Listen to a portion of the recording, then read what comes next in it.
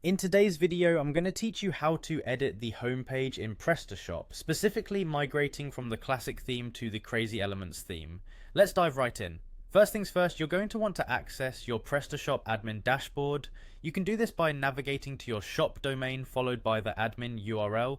Once you're on the admin login page, you'll need to enter a valid email and password to gain access. After entering your credentials, simply click on the login button and you'll be redirected to your Prestashop back office dashboard. This is the central hub for managing your online store, and from here you can make a myriad of changes to enhance your store's functionality and appearance. Now that we're on the dashboard, let's move on to focusing on editing the homepage. First, direct your attention to the modules section. This can typically be found in the side menu on your dashboard. A click on modules will reveal a drop down, and from there you should select marketplace. Within this section you're going to want to search for a module named Crazy Elements. This module will play a crucial role in customizing your homepage. Once you find the Crazy Elements module in your search, the next step is to purchase and install it. The installation process is generally straightforward, usually involving just a few clicks. After it's correctly installed, we're ready to proceed with the migration from the classic theme. With the Crazy Elements module installed, it's time to dive into customizing your homepage.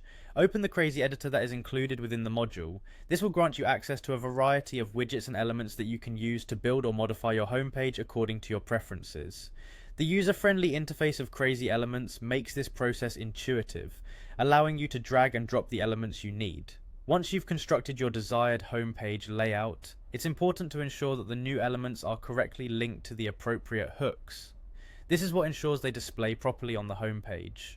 Take a moment to double check these settings to prevent any display issues. Remember, you're not just limited to creating new content. You can also edit existing homepage content if needed.